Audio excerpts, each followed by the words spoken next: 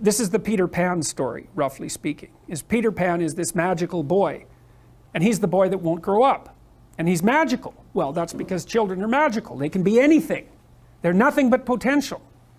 And Peter Pan doesn't want to give that up. Why? Well, he's got some adults around him, but the main adult is Captain Hook. Well, who the hell wants to grow up to be Captain Hook? First of all, you've got a hook. Second, you're a tyrant. And third, you're chased by the dragon of chaos with a clock in its stomach, right? The crocodile. It's already got a piece of you. Well, that's what happens when you get older. Time has already got a piece of you. And eventually, it's got a taste for you. And eventually, it's going to eat you. And so Hook is so traumatized by that he can't help but be a tyrant. And then Peter Pan looks at traumatized Hook and says, well, no, I'm not sacrificing my childhood for that. So that's fine, except he ends up king of the Lost Boys. In Neverland, well, Neverland doesn't exist, and who the hell wants to be king of the Lost Boys? And he also sacrifices the possibility that he'll have a real relationship with a woman, because that's Wendy, right? And she's kind of conservative, middle-class, London-dwelling girl. She wants to grow up and have kids and have a life. She accepts her mortality, she accepts her maturity. Peter Pan has to content himself with Tinkerbell.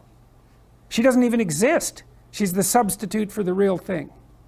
And so, but the dichotomy that you're talking about is very tricky, because there's a sacrificial element in maturation, right? You have to sacrifice the pluripotentiality of childhood for the actuality of a frame.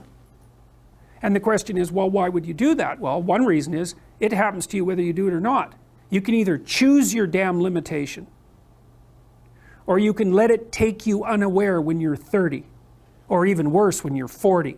And then that is not a happy day.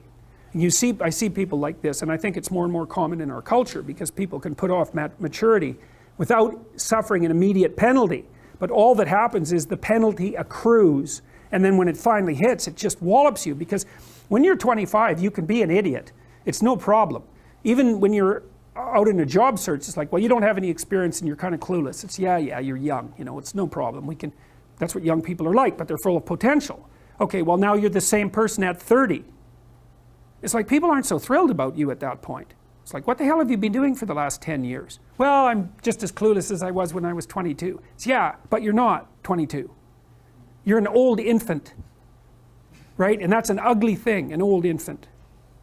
So part of the reason you choose your damn sacrifice, because the sacrifice is inevitable, but at least you get to choose it. And then there's something that's even more complex than that in some sense, is that the problem with being a child is that all you are is potential, and it's really low resolution. You could be anything, but you're not anything.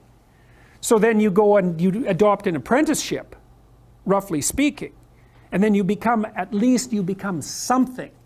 And when you're something, that makes the world open up to you again.